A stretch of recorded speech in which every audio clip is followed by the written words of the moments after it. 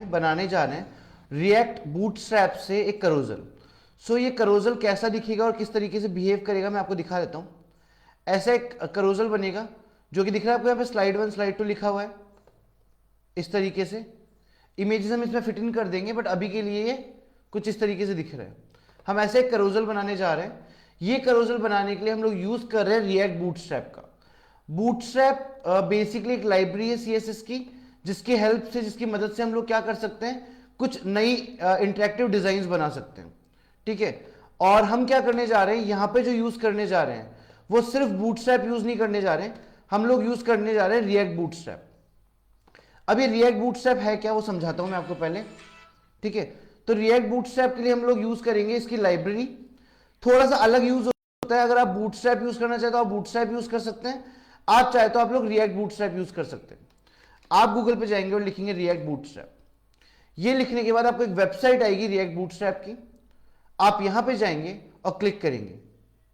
Click करने के बाद आप जाएंगे गेट स्टार्टेड पे, और गेट स्टार्टेड में अगर आपको याद हो तो बूटस्ट्रैप के लिए हम लोग यूज कर रहे थे npm इंस्टॉल बूटस्ट्रैप, पर रिएक्ट बूटस्ट्रैप के लिए हम लोग यूज करेंगे npm install react bootstrap bootstrap.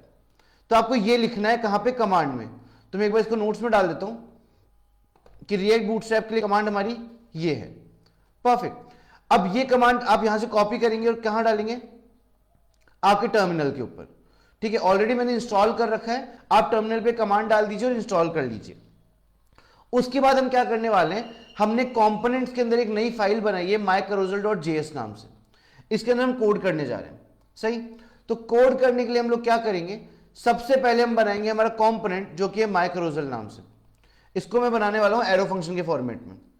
मैंने यहां लिखा एरो फंक्शन इस तरीके से। परफेक्ट। नेक्स्ट इसके लिए क्या कर लेंगे, इसको एक्सपोर्ट कर लेंगे, जो कि मैं यहां से कॉपी कर लेता हूं। इसको एक्सपोर्ट करते हैं यहां जाके। एक्सपोर्ट करने के बाद आप रिएक्ट को इसकी रिएक्ट की वेबसाइट पे जाओ, रिएक्ट बूटस्ट्रैप की वेबसाइट पे। यहां पे आके आपको ऊपर मेन्यू बार में देखना गेटिंग स्टार्टेड के बगल में कंपोनेंट्स मिलेगा। आप क्लिक करो और आप चले जाओ यहां पे, जो आपको दिख रहा है, यहां दिख रहा होगा करोजल। ये करोजल्स पे आ गए। करोजल में आपको बता देगा आपको किस तरह का चाहिए। मान लीजिए मुझे इस तरह का स्लाइडर चाहिए, यहां पे 3 नीचे डॉट्स है और कुछ लिखा हुआ आ जाए। परफेक्ट। इसके लिए सबसे पहले मुझे ये वाली जो लाइन है ये डालनी पड़ेगी। दिख रहा है आप लोगों को ये वाली लाइन, ऑलरेडी मैंने मेरे कोड में रख दी ये लाइन। मैं ये यहां पे इनपुट करवा लेता हूं। तो मैंने डाला यहां पे ये करोजल वाली लाइन। तो हम इसको यहां जाएंगे और यहां पेस्ट कर देंगे। उसके बाद मैं मेरे पेज पे बूटस्ट्रैप भी यूज कर रहा हूं, तो मैं बूटस्ट्रैप के सीएसएस भी लिंक कर लूंगा यहां पे, और रिएक्ट को भी इंक्लूड कर लूंगा। ये तीनों मैंने यहां पे इंक्लूड कर लिए इस तरीके से। ये तीनों इंक्लूड करने के बाद अब मेरे को करोजल बनाना है। आप चाहें तो आपका पूरा करोजल का कोड ये रहा नीचे, आप यहां से कॉपी पेस्ट कर सकते हैं, पर मैं आपको समझा भी देता हूं।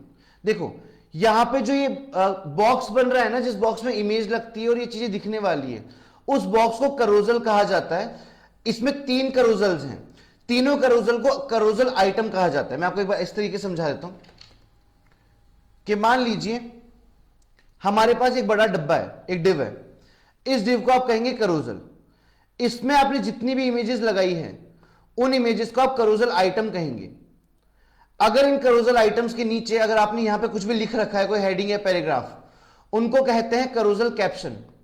ठीक है, इस तरीके से इसकी डिजाइनिंग होगी। तो हम इसकी डिजाइनिंग एक बार स्टार्ट करते हैं। यहां पे सबसे पहले जाके रिटर्न लगाना है, रिटर्न के अंदर एक टैग डालना है जिसका नाम है करोजल। परफेक्ट। तो हम ये डालते हैं। हम यहां पे जाएंगे और सबसे पहले लगाएंगे हम लोग रिटर्न।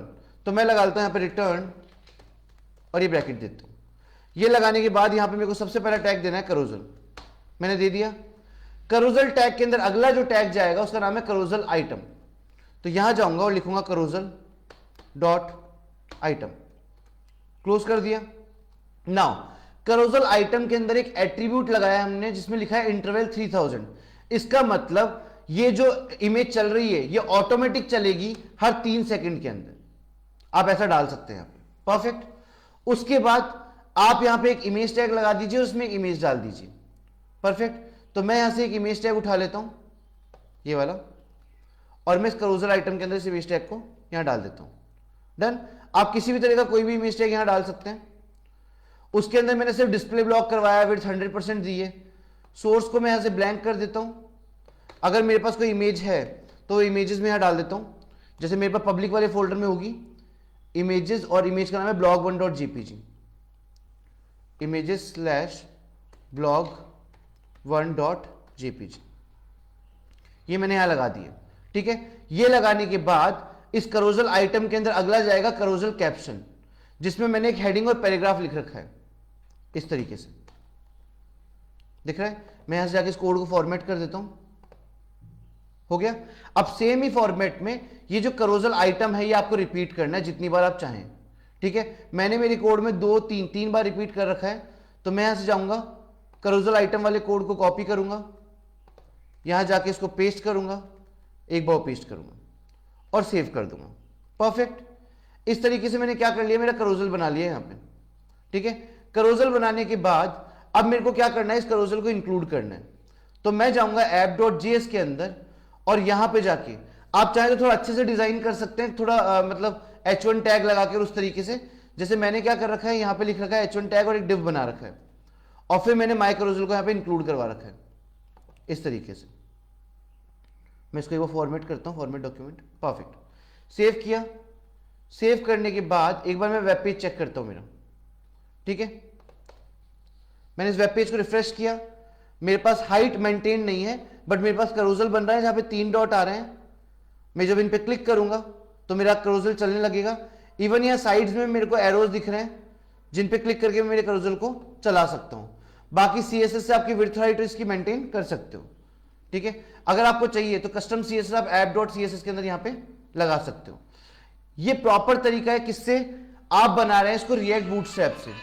तो रिएक्ट बूटस्ट्रैप से अगर आपको इसको बनाना है तो आप यूज करें रिएक्ट बूटस्ट्रैप की वेबसाइट। यहां पे आपको जितने भी कंपोनेंट्स चाहिए सबके कोड्स एंड सबके लिंक्स यहां मिल जाएंगे। आप चाहे तो नॉर्मल बूटस्ट्रैप यूज कर सकते हैं, आप चाहे तो रिएक्ट बूटस्ट्रैप यूज कर सकते हैं। Thank you so much.